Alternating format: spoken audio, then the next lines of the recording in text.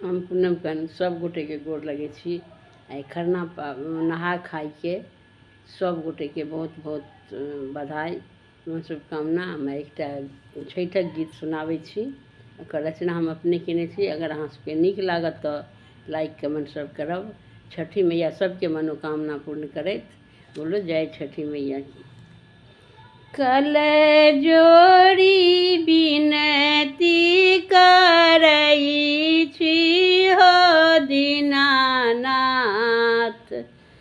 हमरो पे होइयो ने सहाय, हमरा पे होइयो ने सहाय।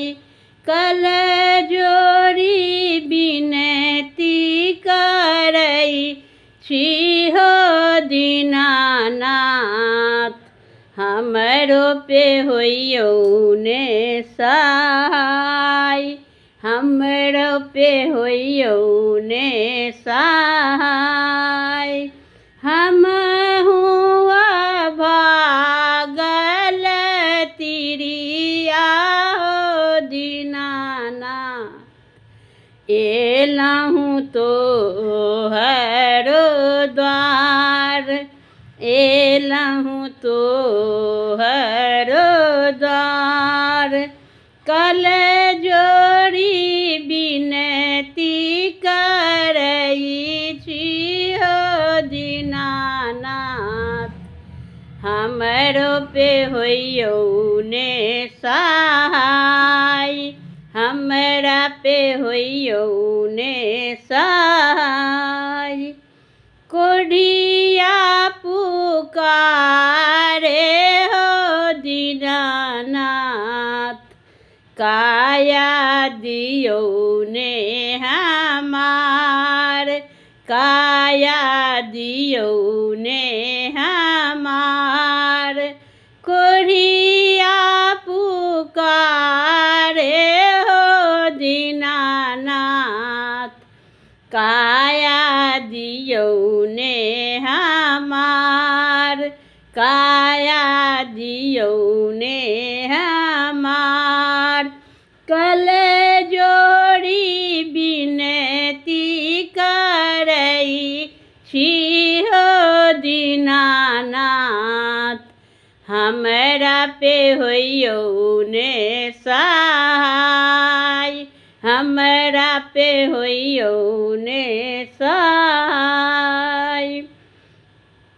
अन्हेरा पुकारे हो दीनानाथ, नैना दियो ने हमार, नैना दियो ने हमार।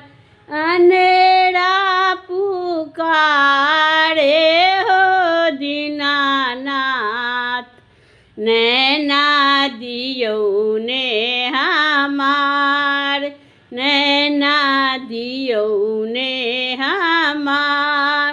कल जोड़ी बिनती करई छी हो दीनानाथ, हमरा पे होइयो ने सहाय, हमरा पे होइयो ने सहाय। बाँझिन पुकारे हो दीनानाथ, पुत्र दियो ने हमार, पुत्र दियो ने हमार। सब मिली के लऊँ गोहार हो दीनानाथ, आशा दियो ने पुराई, आशा दियो ने पुराई। सब मिली के लऊँ गोहार हो दीनानाथ, आशा दियो ने पुराई, आशा दियो ने पुराई। कल जोड़ी बिनती करई छी हमरा पे होइयो ने सहाय, हमरा पे होइयो ने सहाय।